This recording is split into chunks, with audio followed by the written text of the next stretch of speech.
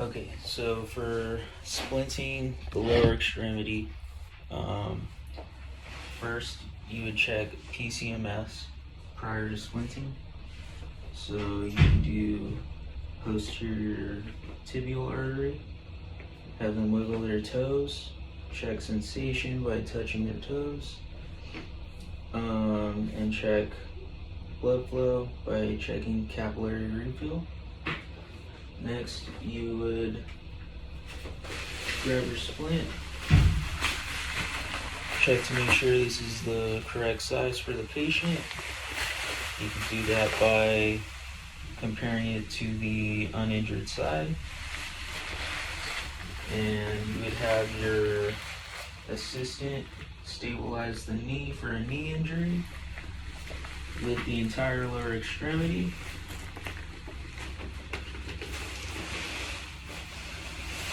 Make sure to keep the injured limb as still as possible and keeping it in the same position throughout the entire process.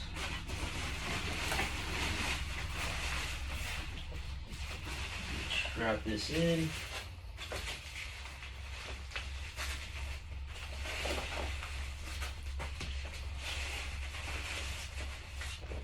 Next, you would connect the tube to the vacuum splint, and you would just pump all the air out until the knee is completely stabilized.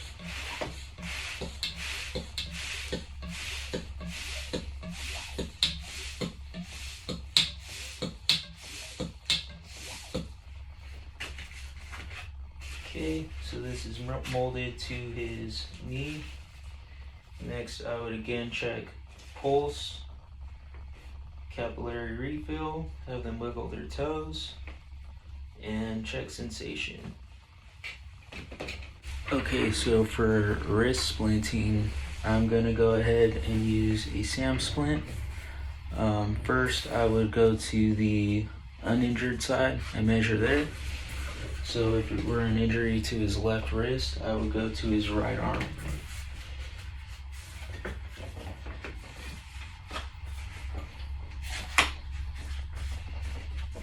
Go ahead and fit the splint to his uninjured arm.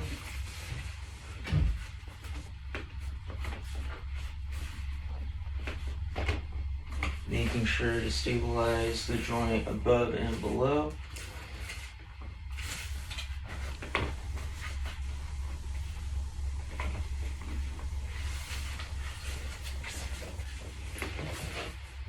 Go ahead and go to the injured arm now. And if I had an assistant, I would have them stabilize while I fit the splint.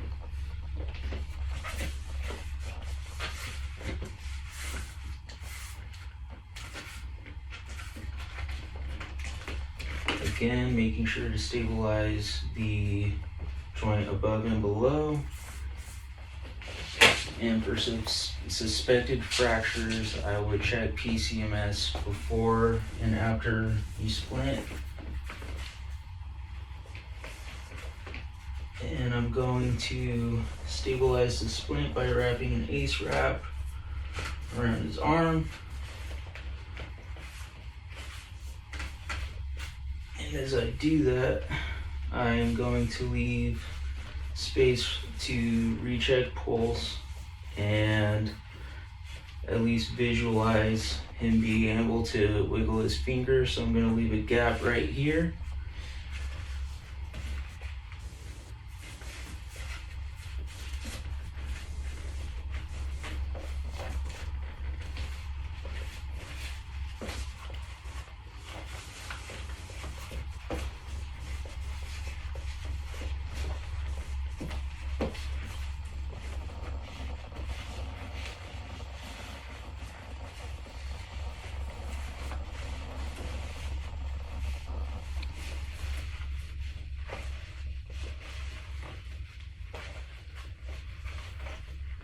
Tuck that in, and from here I could be able to check pulse, touch his fingers through here, and I can see him wiggling his fingers a little bit.